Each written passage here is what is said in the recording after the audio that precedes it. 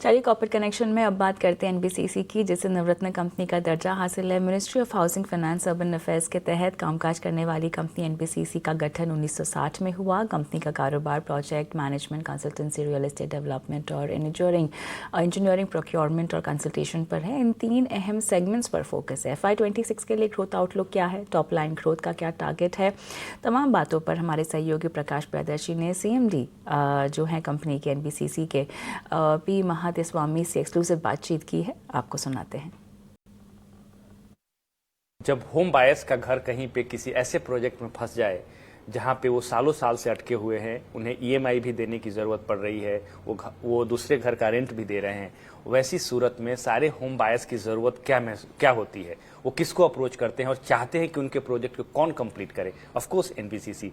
इस वक्त हमारे साथ बात करने के लिए एनबीसीसी के चेयरमैन मिस्टर KP महादेवस्वामी हैं। ईटी नाउ स्वदेश से बात करने के लिए आपका शुक्रिया। मेरा पहला सवाल मिस्टर महादेवस्वामी, मेरा पहला सवाल आपसे यही होगा कि आपने कई ऐसे प्रोजेक्ट्स लिए जहां पे होम बायर्स काफ़ी लंबे समय से अटके हुए थे और आपने उसको काफ़ी अच्छे तरीके से डिलीवर भी किया। एग्जाम्पल के तौर पे आम्रपाली, उस पर क्या स्टेटस है, प्रोजेक्ट्स क्या कंप्लीट हो गया है और किस तरह की डिलीवरी अभी हो रही है? प्रकाश जी, ये आम्रपाली जो प्रोजेक्ट्स है, first time NBCC take over किया। ये स्ट्रेस प्रोजेक्ट था। Stress project in the Indian history पहले बार ऐसे प्रोजेक्ट मिला हुआ है। और जब ये प्रोजेक्ट सोचा था हम थोड़ा इजी प्रोजेक्ट होगा, हम कंप्लीट कर लेंगे, बिकॉज हम ऐसे प्रोजेक्ट मैनेजमेंट कंसल्टेंट एंगेज किया था। बट जब प्रोजेक्ट का अंदर जाएगा तो ये प्रोजेक्ट हमको 2018 में मिला था। 19 में कोविड आया। कोविड का वजह से बहुत सारा सेटबैक हुआ। हमारा अजम्पशन सारे मतलब सही नहीं निकला। In the sense existing home buyer से हमको हर मंथ 100 करोड़ रुपीस पैसा आएगा, ऐसे अजम्पशन करके हमने कॉन्ट्रैक्ट अवार्ड कर चुका था। सारे कॉन्ट्रैक्टर मोबिलाइज भी कर दिया। अचानक कोविड आए थे।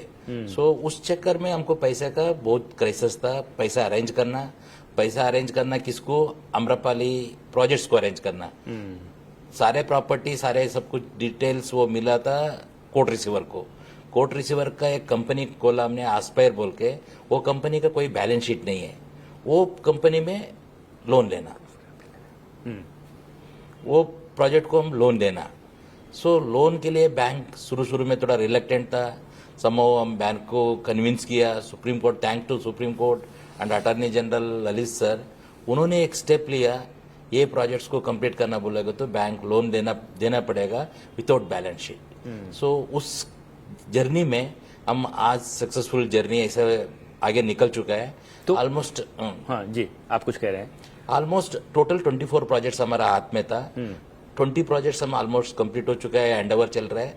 3-4 प्रोजेक्ट्स में हमारा यूनिट्स रेडी है, but NOC from lift agency है, नहीं तो फायर फाइटिंग है, उससे आ जाएगा तो और भी 2-3 प्रोजेक्ट्स हम हैंडओवर करना चालू करेंगे। आपके साथ एक चुनौती ये थी कि जो प्रोजेक्ट कंप्लीट हो गए हैं और आप चाहते हैं कि होम बायर्स जिन्होंने घर बुक कराया था वो आए और वो प्रोजेक्ट लें, उस पर अभी तक क्या अपडेट है? क्योंकि बहुत सारे ऐसे प्रोजेक्ट्स हैं जहां पे फ्लैट आपने रेडी कर दिया, आप उम्मीद कर रहे हैं कि होम बायर्स आए, वो आ नहीं रहे। नहीं, होम बायर्स आ रहे हैं, नहीं आ रहे नहीं है।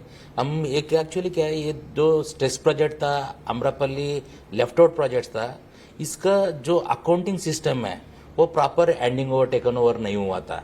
एक फॉरेंसिक ऑडिट हुआ। फॉरेंसिक ऑडिट में जो डिटेल्स उनको उस टाइम में मिला था उसका हिसाब से बैलेंस अमाउंट होगा। और वो बैलेंस अमाउंट को अभी आज के दिन में अगर मकान देना, सो उसको वेरीफाई करना। वेरीफाई में 10-15 साल पहले अगर किसी ने पैसे जमा किया हुआ है, उन लोग के पास कई बार रिसिप्ट होता है, कई बार नहीं होता है। कई लोग एक्चुअली पहले उस टाइम में नोएडा में रहते थे, आज के दिन में उन लोग शिफ्ट करके कई लोग विदेश में होगा, कई लोग मतलब दूसरा स्टेट पे है। उन लोग आने में थोड़ा टाइम लग रहा है। एंड कोर्ट रिसीवर ऑफिस में भी थोड़ा इसका वेरिफिकेशन करने का प्रोसेस थोड़ा लंबा था। अभी रिसेंटली उसको भी एक्सपेडिट किया हुआ है कोर्ट रिसीवर कमेटी। हम डिजिटली भी कुछ NOC पोजीशन वेरीफाई करके दे रहा है। उसके बाद में हम मकान भी उनको हैंड ओवर कर रहे हैं। सो फार ऑलमोस्ट हम 26,500 यूनिट्स कंप्लीट कर चुका है। 13-14 हजार यूनिट्स हैंड ओवर हो गया है। बाकी उन लोग आके हैंड ओवर लेने के लिए प्रोसेस में है। ओके, अब हम कुछ दूसरे क्वेश्चंस लेते हैं, दूसरे इश्यूज हैं, और सबसे इम्पोर्टेंट है एनबीसीसी का ग्रोथ प्लान क्या है। आपका ग्रोथ, टॉप लाइन ग्रोथ की अगर बात करें FY26 के लिए क्या टारगेट है, और कौन से ऐसे सेगमेंट को आप देखते हैं जहां आपकी नज़र है, जहां से आपको सबसे ज़्यादा ग्रोथ की उम्मीद है? हमारा जो लास्ट ईयर का 25 का जो ग्रोथ है वो ऑलमोस्ट 12,000 करोड़ रुपीस हम टॉप लाइन का अचीव कर रहे हैं, अराउंड 550 करोड़ रुपीस का पैट भी दे रहे हैं। सो सिमिलरली नेक्स्ट ईयर का टारगेट है हमारा 14 से 15,000 करोड़ रुपए टॉप लाइन होगा। ओके, इट विल बी मतलब ऑलमोस्ट 20% ग्रोथ होगा।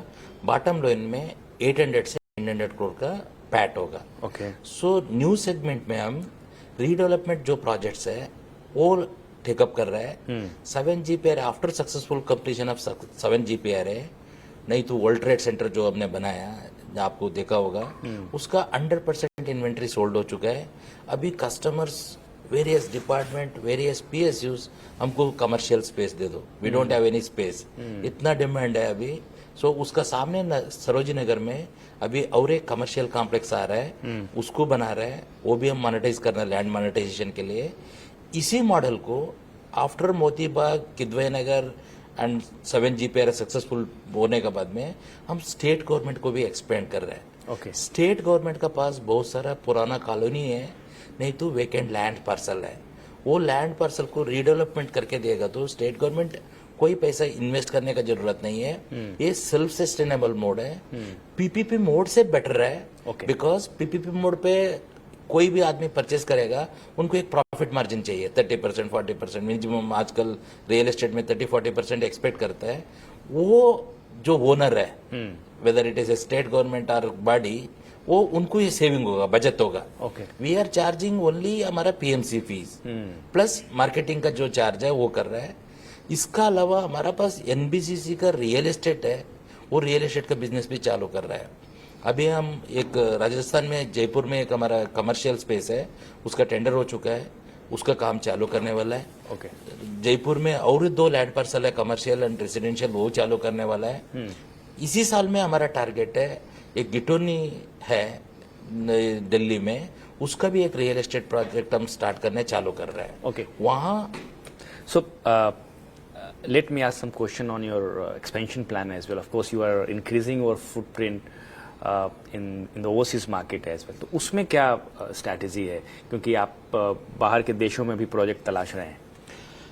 एक बाहर का प्रोजेक्ट में वन ऑफ द मतलब ग्रेट अचीवमेंट ऑफ NBCC बोलेगा तो मालदीव्स गवर्नमेंट में हमने उनके लिए 2000 फ्लैट्स बना रहे हैं ओके, अब्रॉड में। उसमें ऑलमोस्ट सारे अभी हैंडिंग ओवर प्रोसेस भी हो गया, होपफुली नेक्स्ट मंथ अगस्त में हम सारे 2000 फ्लैट्स है उनको हैंड ओवर कर रहे हैं, वो भी नया टेक्नोलॉजी का साथ। अच्छा। माइवन technology first time in Maldives में यूज हो रहा है। उधर इसका पहले कन्वेंशनल मेथोडोलॉजी होता था, उसको हम चेंज करके एल्यूमिनियम शटरिंग में काम किया हुआ है। सो उधर गवर्नमेंट चेंज होने का बाद में भी NBCC थोड़ा शुरू में डिफिकल्टी फेस किया था, फाइनेंशियल क्रंच था, नाउ वो फाइनेंशियल का इशू भी रिजॉल्व हो गया एंड हम उसको वो प्रोजेक्ट सक्सेसफुली कंप्लीट कर रहे हैं।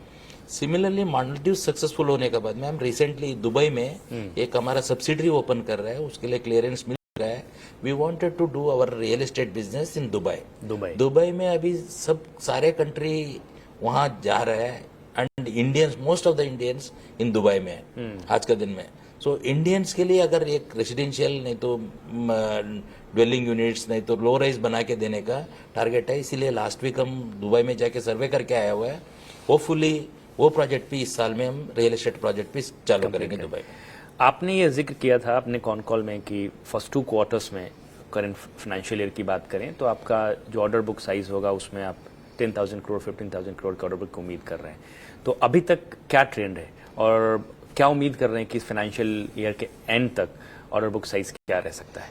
इस फाइनेंशियल ईयर में हमारा टारगेट है अराउंड 20 to 25,000 मिनिमम। ओके, अभी हम जो रिडेवलपमेंट प्रोजेक्ट्स कर रहे हैं वो एक प्रोजेक्ट कहीं 5,000 है, कहीं 10,000 है, इतना बड़ा वॉल्यूम है। ओके, सो दिल्ली का अंदर भी रिडेवलपमेंट प्रोजेक्ट्स बनाना है, दिल्ली स्टेट गवर्नमेंट का साथ भी बातचीत चल रहा है। सिमिलरली वेरियस स्टेट्स का साथ डिस्कशन चल रहा है, राजस्थान में एक डिस्कशन चल रहा है, छत्तीसगढ़ में डिस्कशन चल रहा है।